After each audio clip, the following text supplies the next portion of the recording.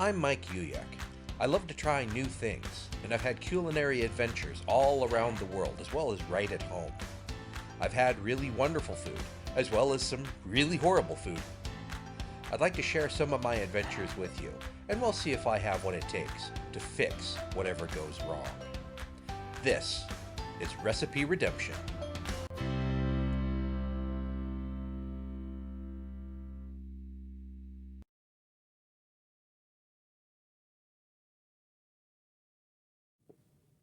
Happy Thanksgiving, everyone, and welcome to today's edition of Recipe Redemption. Today is going to be kind of a twofer in the WTF theater because I finally figured out how to do this one. I obviously wanted something with turkey, um, but the idea that I had waiting for this occasion is problematic. You see, in the movie Cloudy with a Chance of Meatballs, our protagonist, Flynn, I believe his name is, he's invented a machine that turns atmospheric moisture into any food that you can program into it. For you science nerds, I know, just roll with it, okay? The mayor of the town, Mayor Shelbourne, really latches on to this idea because aside from being kind of a glutton, um, he also sees this as a way to revive the town's tourism appeal. This is the one place in the world where food just falls from the sky.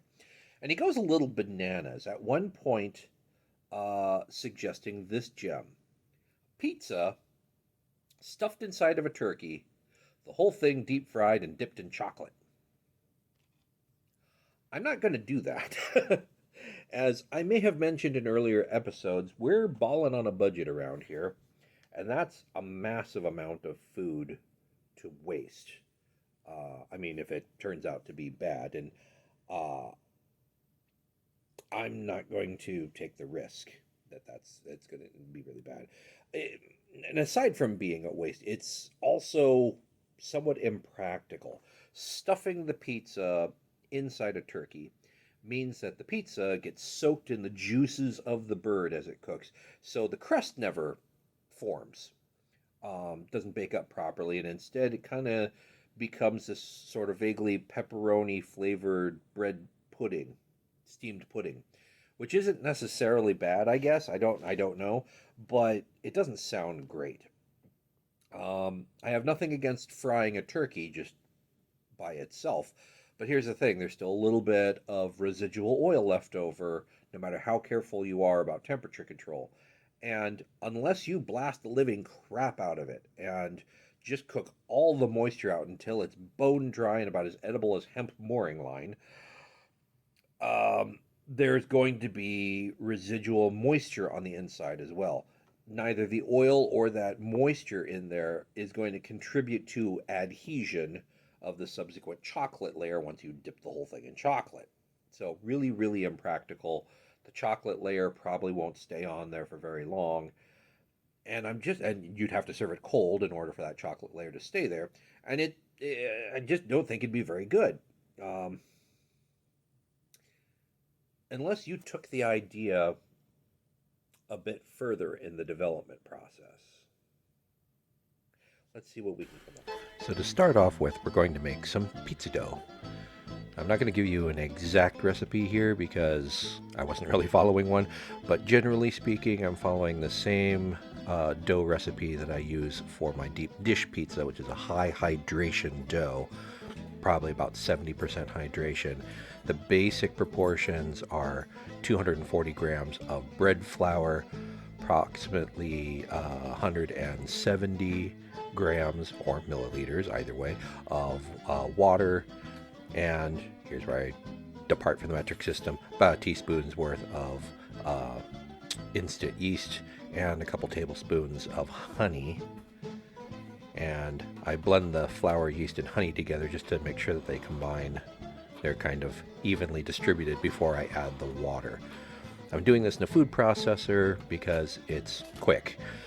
Saves on arm strength. I don't have to really knead the dough much.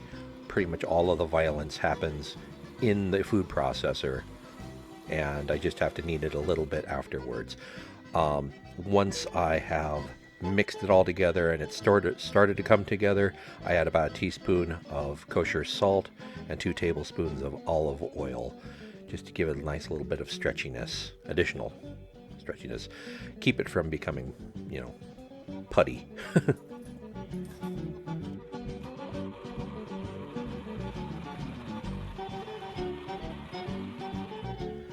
Once I've got it out, I give it a few playful little kneads, and then I roll it between my hands to kind of pull it into a nice tight ball, and place it into an oiled mixing bowl, cover with plastic wrap, and put it in the fridge, overnight preferably. And after about 18 hours in the fridge, here's what it looks like. Now I've portioned it out into 4 pieces, rolled them into tight balls, and just placed them on this sheet pan, also oiled, to keep it from sticking. And I'm going to let that proof for an hour and a half at room temperature, just to let them rise and do their thing. In the meantime, while I'm waiting, sauteing some chopped onions,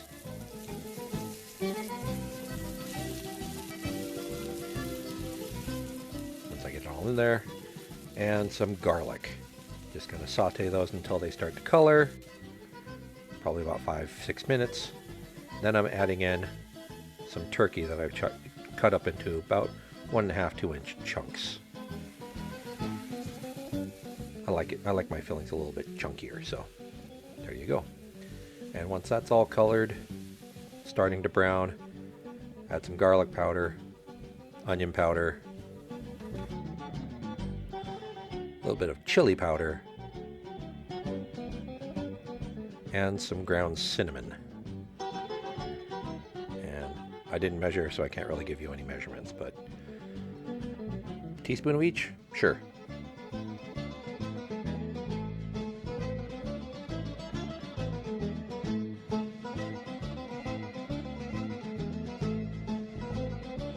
Toss to combine well. Don't forget to include some kosher salt, and set aside to cool completely.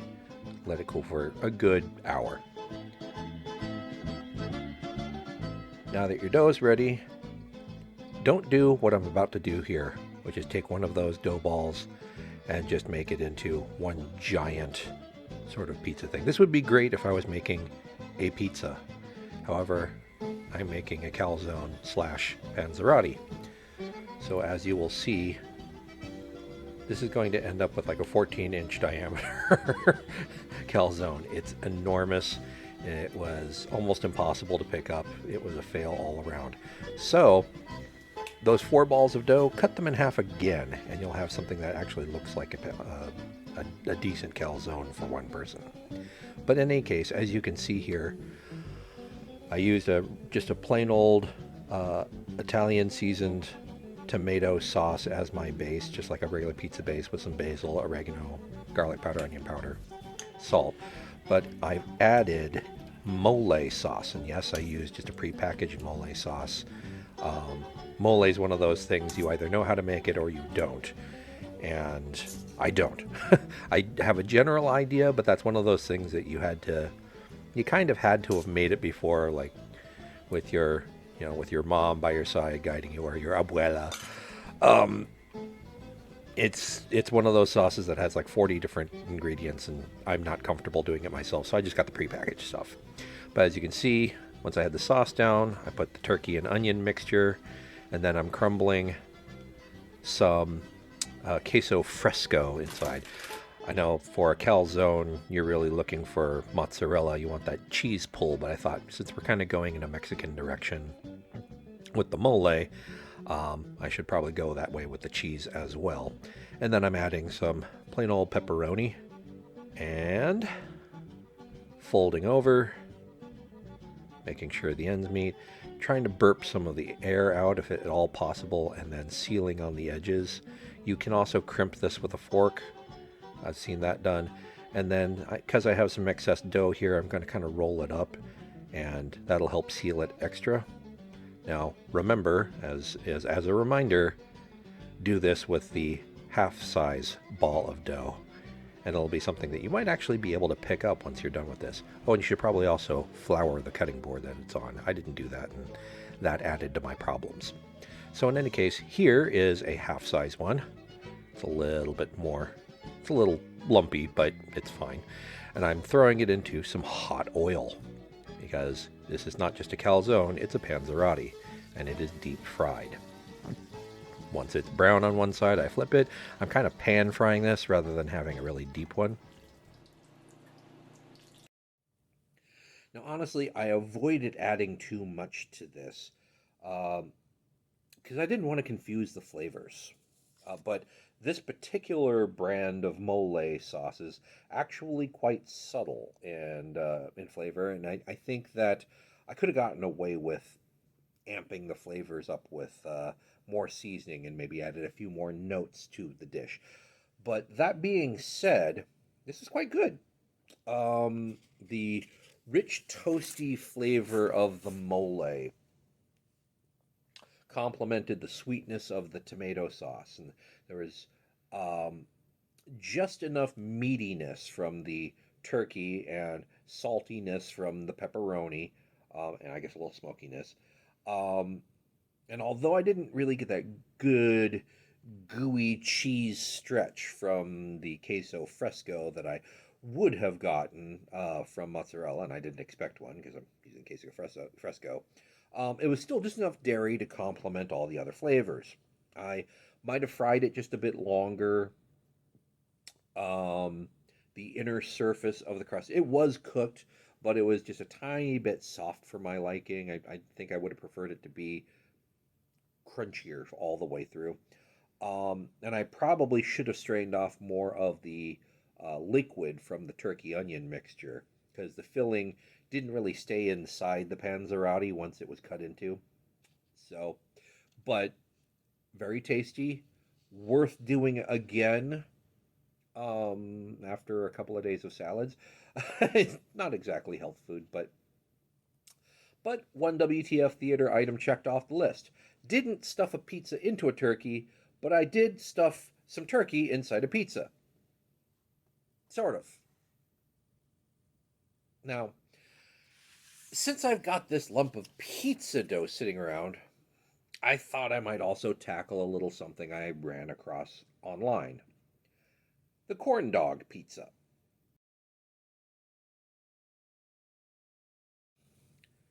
Now, this idea isn't too offensive to me. Odd, yes, but it's not even in the top 100 list of grossest food ideas I've ever seen. If you think about it, the corn dogs can still be separated from the pizza and eaten, and you just have, a glob of cheese and a smear of tomato sauce on one side to contend with. Not really, not really that bad with a corn dog. Um, my only complaint with this exact setup is that most people, that I know anyway, eat their pizza slice from the pointy end first. So if you were inclined to try to eat the corn dog and the pizza slice at the same time, um, you've got this stick poking out at you. So you turn it around.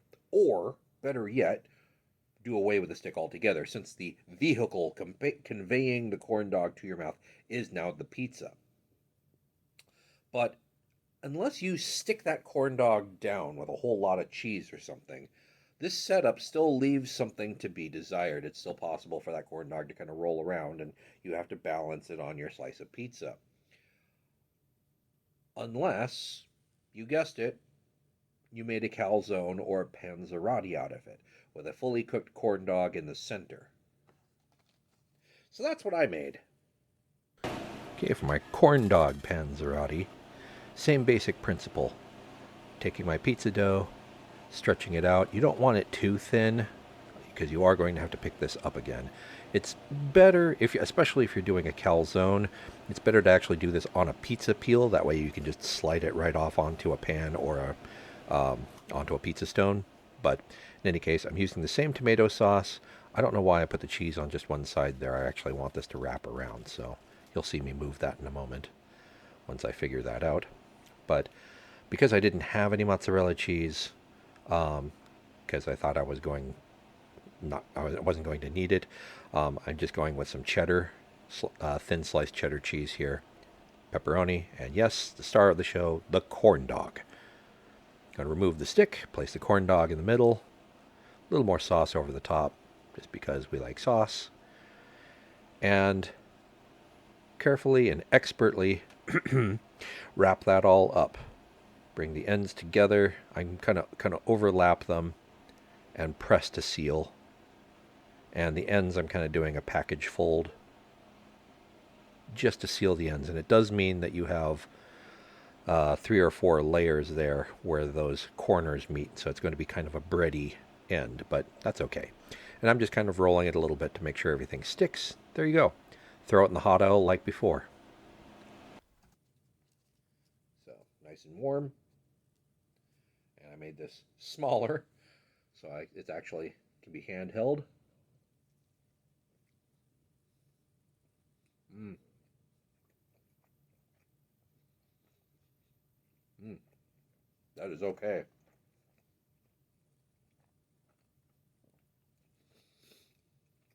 I like the panzerotti idea.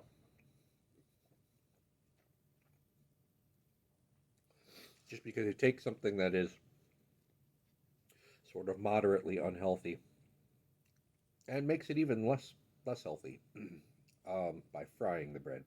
Let me see if I can actually get down to the hot dog. Mm, there we go.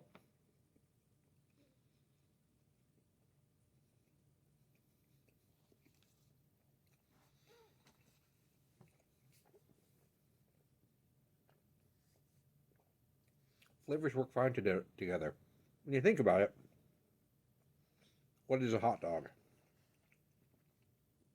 It's a sausage. A Frankfurter is just a sausage, highly processed meat, um, of sometimes indeterminate origin or species. But you get yourself a beef hot dog or pork, whatever. Um, so sausage, pepperoni technically is kind of a sausage as well, and you know, regular sausage, ground pork sausage, goes on pizza all the time.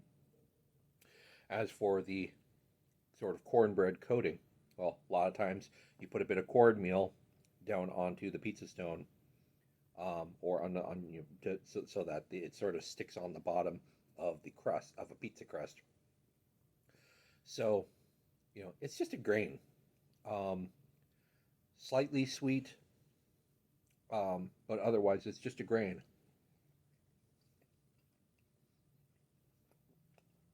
Slightly mushy, but it's on the inside, so you don't really notice.